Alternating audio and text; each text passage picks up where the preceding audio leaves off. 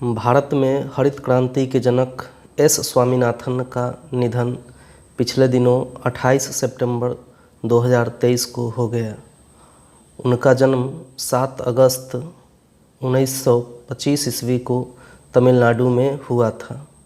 हरित क्रांति भारत में लाने का श्रेय उन्हीं को जाता है। सबसे पहले थोड़ा ये जान लेते हैं कि हरित क्रांति क्या है। जिस तरह से रजत क्रांति सिल्वर रिवॉल्यूशन का मतलब होता है अंडों के क्षेत्र में अत्यधिक उत्पादन से, श्वेत क्रांति व्हाइट रिवॉल्यूशन का मतलब होता है दूध के क्षेत्र में अत्यधिक उत्पादन से, उसी तरह अनाज के क्षेत्र में अत्यधिक उत्पादन को हरित क्रांति के नाम से जाना गया। यह 1960 के दशक में भारत में प्रारंभ हुआ था और इस हरित क्रांति को लाने में एस स्वामीनाथन की एक बहुत बड़ी महत्वपूर्ण भूमिका थी।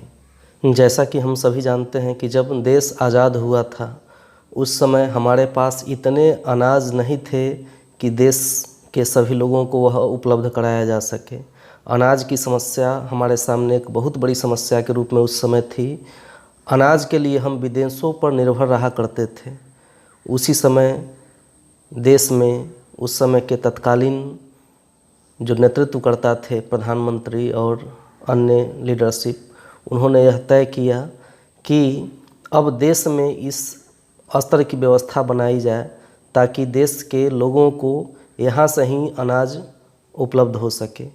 इसी सोच का नतीजा था हरित क्रांति, जिसे कार्यान्वित करने में एस स्वामीनाथन का एक बहुत बड़ा रोल रहा।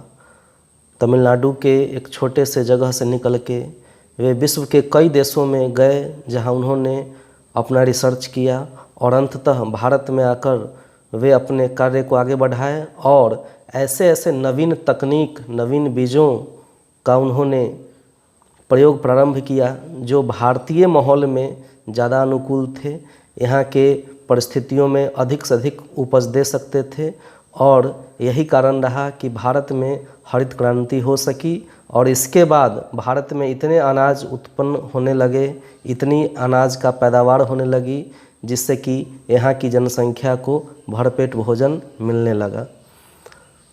एस स्वामीनाथन को देश और विदेश में कई पुरस्कार मिले, जिसमें प्रमुख पुरस्कार रहे हैं ये पद्मश्री जो उनको 1967 ईस्वी में दिया गया, रोमन मैग्सेसे अवार्ड 1971 में उन्हें दिया गया, पद्म भूषण 1972 में दिया गया, वर्ल्ड फूड प्राइज 1987 में दिया गया और पद्म विभूषण 1989 में उन्हें दिया गया। तो ये सब पुरस्कार उनको अर्पित किए गए उनके योगदान के लिए और निश्चित रूप से हम सभी भारतीयों के लिए वे एक प्रेरणा स्रोत के रूप में कार्य करते रहेंगे। थैंक्स।